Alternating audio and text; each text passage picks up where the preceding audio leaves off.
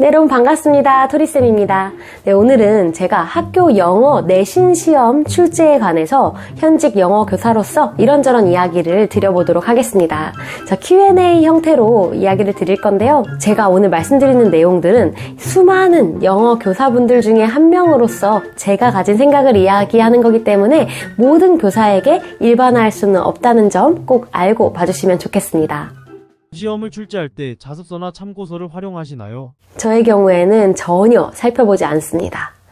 이 선생님들 입장에서는 같은 지문을 앵무새처럼 4반 혹은 5반에 들어가서 똑같이 수업을 하는 경우가 대부분이에요. 그래서 이렇게 같은 글을 반복적으로 수업하다 보면 저절로 그 글에 대한 지식의 깊이가 생깁니다. 그래서 어떤 글을 보면 이 글은 아무리 봐도 핵심 내용이 마지막 줄에 너무 몰려있네. 그러면 이 마지막 줄을 가지고 빈칸 유형으로 문제를 좀 내봐야겠다. 이런 생각을 갖는다든지 아니면 이 글은 정말 서론, 본론, 결론이 정말 잘 나눠져 있다. 그리고 연결고리도 제대로 나와 있네. 하면 이 글은 시험 문제 낼 때 순서 유형으로 내야겠다. 이렇게 생각이 듭니다. 그래서 저는 자습서나 참고서 같은 걸 전혀 보고 출제하지 않아요. 만일에 학생들이 질문을 하려고 자습서나 참고서를 들고 와서 저를 이렇게 보여주게 되더라도 오히려 저는 그 문제를 피합니다. 교사 입장에서는 이렇게 유사 문항으로 논란이 될 여지가 생기는 거 정말 싫거든요. 이 시험 문제로 논란 생기는 거 정말 피하고 싶습니다. 그래서 오히려 그런 다른 여타 자료들을 참고하지 않아요. 그럼 예상 문제와 기출 문제는 참고하시나요? 네, 예상 문제, 기출 문제도 마찬가지예요. 저는 전혀 보지 않습니다. 학생들이 시험 기간에 예상 문제 같은 거를 학원에서 받아서 엄청 이 두꺼운 책으로 된 형태로 된 거를 책상 위에 올려놓고 푸는 걸 정말 자주 목격합니다. 근데 저는 그런 걸 볼 때마다 오히려 나는 저 문제집 안에서 다루지 않은 문제로 꼭 내야겠다 라고 다짐을 해요. 그렇게 학원을 다니는 친구들에게만 유리한 시험이 돼서는 절대 안 되니까요. 그리고 자습서 참고서와 마찬가지로 다른 문제들을 살펴보고 출제를 하면 오히려 그 문제가 유사문항으로 문제가 될 수가 있어요. 그래서 아예 참고를 안 하는 게 마음 편합니다. 기출문제도 마찬가지예요. 자신 혹은 다른 선생님이 작년 혹은 재작년에 만들었던 문제를 전혀 볼 필요가 없어요. 이런 경우엔 볼 수 있겠죠. 오히려 유사한 문제를 내지 않기 위해서는 볼 수 있습니다. 문제를 다 낸 다음에 혹시 내가 작년에 그 선생님과 우연히 똑같은 문제를 낸 건 아닌가 하고 참고할 수는 있어요. 음악을 작곡할 때 일부러 유사하게 만들려는 게 아닌데 언젠가 한번 들었던 음악을 무의식 중에 자기 생각이라고 생각하고 그 음악을 작곡하는 경우가 있어요. 그래서 그런 음악들이 문제가 생기는 것처럼 기출문제, 예상문제, 참고서 이런 걸 살펴보는 게 오히려 교사에게는 독이기 때문에 살펴보지 않아요. 문제 유형은 어떻게 정하시나요? 앞서 말씀드렸듯이 수업을 같은 내용을 여러 반에 반복적으로 진행하다 보면 그 지문에 대한 이해도가 깊어지고 통찰력이 생겨요. 그래서 주제가 명확한 지문이다 싶으면 주제 찾는 유형, 혹은 제목 찾는 유형, 혹은 요약문 이런 유형으로 만들죠. 그리고 순서가 뚜렷하고 연결어가 뚜렷한 지문 같은 경우는 순서 맞추기와 같은 유형으로 출제를 합니다. 만일에 순서는 명백한데 연결어가 뚜렷한 게 없다 하면 그 연결어를 추가해서 변형한 지문으로 출제를 하기도 합니다. 문제 유형이 바로 떠오르지 않는 지문들은 어떻게 하시나요? 네, 지문을 보고 어떤 문제를 내야겠다 바로 떠오르지 않은 지문 같은 경우에는 저는 출제하기 전에 수능 혹은 모의고사 출제 유형들을 쭉 살펴봅니다. 그러니까 모의고사나 수능 관련된 그런 교재를 한번 쭉 살펴보다 보면 다양한 출제 유형을 살펴볼 수가 있어요. 그러면 거기서 출제 어떤 유형으로 할지 아이디어를 얻습니다. 수능 유형엔 다양한 게 있죠. 목적 파악, 요지 파악, 주장 파악, 내용 일치 불일치, 순서 파악하기, 문단 속에다가 문장 넣기, 밑줄의 의미 파악하기, 빈칸 추론하기, 요약하기, 어법성 판단, 그리고 어휘성 판단 등등등 다양한 유형이 있으니까 이 중에 하나라도 만들 수 있는 유형이 반드시 나오게 되어 있어요. 그래서 그렇게 유형을 살피면서 이 지문, 가르쳤던 지문을 다시 한번 살펴보기도 합니다. 무조건 출제하는 유형의 문제가 있나요? 사실 유형은 고루고루 내려고 하기 때문에 뭐 특정 유형만 낸다 이런 건 불가능합니다. 그런데 자주 나올 수 있는 유형은 있어요. 예를 들어 주제 파악이라든지 아니면 제목을 찾는 문제라든지 내용 일치불일치를 찾는 문제, 이런 문제들은 글의 내용, 글의 이해도를 점검할 수 있는 그런 내용이기 때문에 당연히 출제될 수 있는 유형이겠죠. 그리고 교과서가 시험 문제에 들어간다면 그 교과서의 핵심 문법 있죠. 그 교과서에서 따로 이렇게 페이지를 내서 다뤘던 단원의 문법이라든지 아니면 선생님들이 프린트물로, 유인물로 추가로 가르쳤던 문법이라든지 그런 것과 관련된 유형은 꼭 나오게 돼 있습니다. 그러니까 학생들 입장에서는 선생님이 오늘따라 1시간 동안 문법 설명만 하셨다. 근데 그 문법이 분사구문이다 하면 그 문제가, 그 분사구문 관련된 문제가 시험에 나올 확률이 굉장히 높겠죠. 시험 기간이 되면 많은 선생님들이 교무실에서 나 진도 아직 못 나갔는데 진도 언제 다 빼지? 하고 고민을 많이 하십니다. 정신이 없으세요. 그렇게 1시간 수업이 소중한데 30분 혹은 1시간 이상 설명한 내용이 있다 하면 그 내용은 출제할 가능성이 매우 큰 거라고 보셔도 돼요. 분사구문을 설명했다 하면 꼭 그 가르친 문장이 아니더라도 다른 지문 속에다가 분사구문을 넣고 문법 접학성을 묻는다던가 아니면 심지어는 서술형에다가 분사구문을 반드시 활용하시오라는 조건을 써서 그 개념의 이해도를 확인할 수도 있겠죠. 수업 시간에 배운 것만 출제하시나요? 네, 그렇습니다.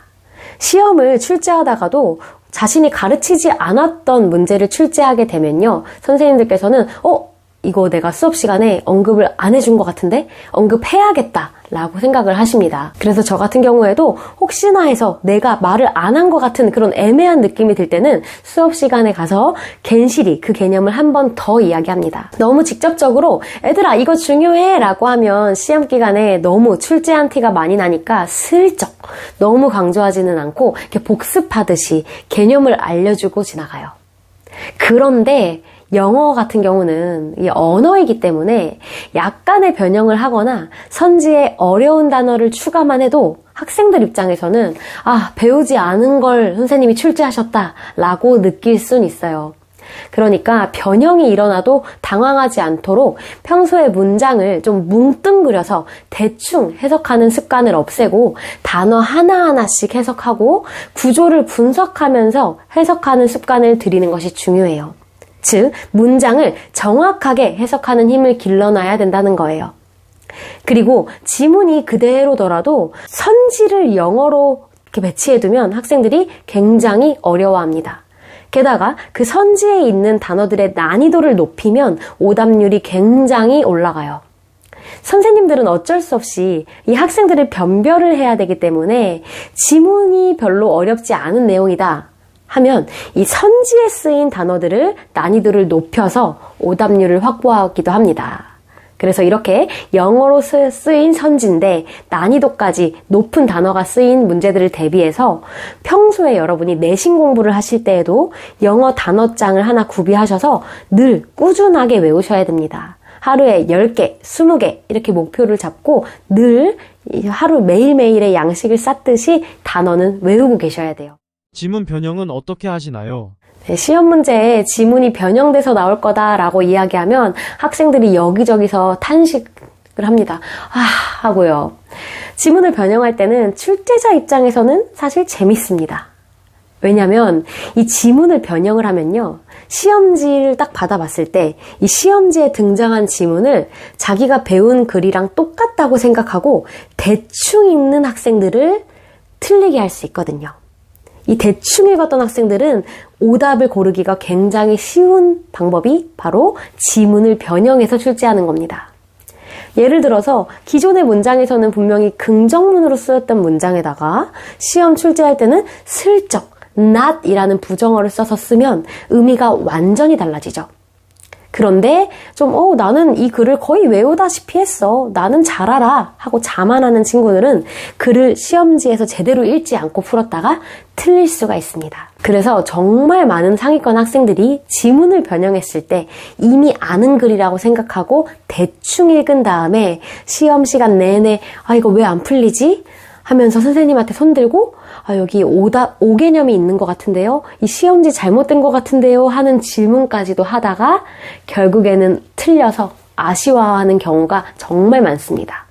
그래서 여러분이 지문 변형 문제를 푸시기 위해서 눈을 평소에 크게 뜨고 아는 지문을 시험지에서 만나도 어느 정도 내가 읽은 문장이 맞는지는 확인하시면서 문제를 푸셔야 됩니다. 이렇게 지문 변형 문제가 나온다고 해서 두려워만 하시면 안 되고요. 여러분이 기존에 변형되지 않은 지문을 탄탄하게 이해해두면 이런 지문 변형 문제도 풀 수 있다는 걸 기억하시면서 기본에 충실하시면 돼요. 원래 우리가 수업 시간에 같이 배웠던 그 지문을 해석을 꼼꼼히 하고 스스로 분석하고 주제도 파악해보고 이런 시간을 제대로 가지시면 이 변형 문제에도 대비할 수 있는 그런 기본적인 힘이 생겨 있는 겁니다. 그리고 이 지문에 쓰인 단어들의 동의어 정도는 찾아보고 암기해 두시면 좋을 것 같아요. 이 단어들의 유사한 의미를 지닌 이 다른 단어들도 알고 있으면 이 지문 변형 문제를 풀 때도 도움이 되고 아니면 영어로 쓰인 선지 안에 이 말이 동의어로 슬쩍 바뀌어 있어도 여러분이 당황하지 않고 고르실 수가 있을 거예요. 그리고 지문을 변형해서 출제할 때 제가 사용하는 방법 하나가 있는데요. 바로 제가 가르쳤던 그 지문을 구글에다가 검색해 보는 거예요. 예를 들어서 모의고사 지문의 경우에 구글에다가 검색하면요. 그 글의 원문이 나와요. 그 원문을 좀 다듬고 다듬어서 모의고사에 출제를 한 경우가 많거든요. 그래서 저는 그 원문을 보고 이 밑부분을 추가해서 기출문제를 낸다든지 아니면 이 원문에 나와 있는 단어로 슬쩍슬쩍 바꿔가면서 문제를 낸다든지 하는 경우들이 있습니다. 그런데 이렇게 제가 구글 원문까지 찾아가면서 출제한 내용들은 학생들 입장에선 대비하기가 어려워요. 학생들은 다른 과목도 공부해야 되고 시간이 부족하거든요. 그래서 아까 말씀드렸다시피 이런 지문까지 여러분이 다 대비하긴 어려우니 이 기존에 배웠던 그 지문을 정말 꼼꼼하게 내재화시키면서 공부하시는 걸 추천을 합니다. 그렇게 기본에 충실을 해 두셔야 변형된 문제, 추가된 다른 외부 지문 다 대비하실 수 있는 거예요. 정답 배열의 규칙이 있나요? 네, 정답의 규칙은 없지만 정답 1, 2, 3, 4, 5번 선지의 정답의 분포가 어느 정도 고루 분포되게 맞추긴 합니다. 예를 들어서 3번으로만 쭉 답안을 찍고 내는 학생들이 있어요. 그런데 그 학생들이 좋은 점수를 받게 하면 안 되겠죠. 그렇기 때문에 이 1, 2, 3, 4, 5번 선지가 어느 정도 고루 분배되게끔 개수를 세보고 맞춥니다. 물론 정확하게 똑같은 숫자로 하지는 않아요. 그렇게 하면 학생들이 개수를 세보고 부족한 숫자를 답으로 찍을 거니까 그렇게 딱 맞추지는 않고 대략적으로 너무 하나에 쏠리지는 않게 맞추긴 합니다. 서술형 답에도 규칙이 있나요? 서술형은 말 그대로 서술하는 거기 때문에 규칙이 있지는 않아요. 다만 서술형 같은 경우는 채점할 때 이 채점하는 사람의 주관이 들어갈 수 있기 때문에 교사들도 출제할 때 많이 부담스러워합니다. 이거 채점할 때 어떡하지? 학생들이 이런 답을 쓰면 어떡하지? 이런 생각이 되게 많아요. 그래서 최대한 이 단어가 들어가면 몇 점, 이 문법을 활용하면 몇 점, 이 시제를 활용하면 몇 점 이렇게 세분화해서 나름의 객관성을 확보하려고 합니다. 그래서 서술형을 쓰실 때 여러분이 길게 쓰고 장황하게 쓰는 게 중요한 게 아니라 키워드 혹은 핵심 문법이 들어가게끔 서술을 하시는 것이 중요합니다. 그러니까 점수에 반영이 되는 핵심 요소들을 담아서 쓰는 게 중요하다는 거죠. 내신 시험 대비 팁을 알려주세요. 우선 내신 대비할 수 있는 자세한 공부 방법은 제가 영어 내신 1등급 공부법 이라는 영상에 구체적으로 설명해 두었으니까 꼭 참고해 주세요. 시험 기간 내내 학원에서 나눠준 예상 문제만 계속 푸는 학생들이 있어요.